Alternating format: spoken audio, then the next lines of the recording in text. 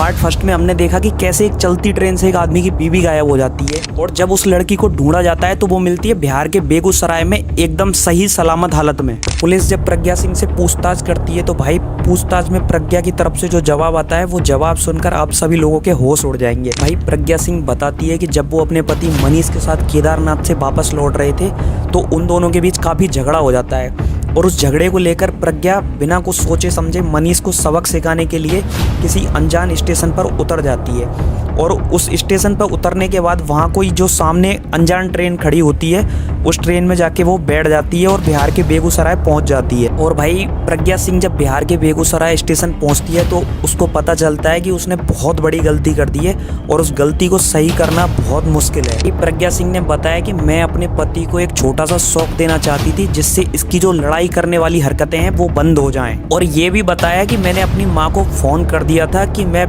Safe हूँ और बिहार के बेगूसराय में हूँ। फिर प्रज्ञा सिंह की माँ पुलिस स्टेशन पहुँचती है और पुलिस को बताती है कि मेरी बेटी सुरक्षित है, उसको ट्रैक कर लो और उसको घर वापस ले आओ। फिर भाई पुलिस बिहार के बेगूसराय जाती है और 6 दिन बाद प्रज्ञा सिंह को वापस अपने शहर कानपुर लाती है। फिर पुलिस प्रज्ञा सिंह को उनकी माँ को सौंप देती है। भाई पुलिस ने बताया कि इन दोनों के बीच लड़ाई ट्रिप के स्टार्टिंग से ही हो रही थी और बाद में इतनी बढ़ गई कि लड़की ने यह कदम उठा लिया। लेकिन भाई सवाल फिर से वही उठता है कि लड़की ने गलत कदम उठा लिया। एक दिन बाद पता चल गया था, बिहार के बेगूसराय पहुंच गई थी, तो फिर उसने घर वालों को तुरंत क्यों नहीं बताया? क्यों बिहार के बेगूसराय में 6 दिन काट कर आई, वो भी अकेले? सवाल तो भाई इस घटना पर बहुत उठते हैं और उठने भी चाहिए कि कैसे एक अनजान शहर में एक लड़की 6 दिन रुक के आई। इस घटना का जवाब तो भाई प्रज्ञा सिंह, उनके पति और उनके घर वाले ही दे सकते हैं, मगर इस घटना पर आप लोगों की क्या राय है जरा कमेंट में बताइए।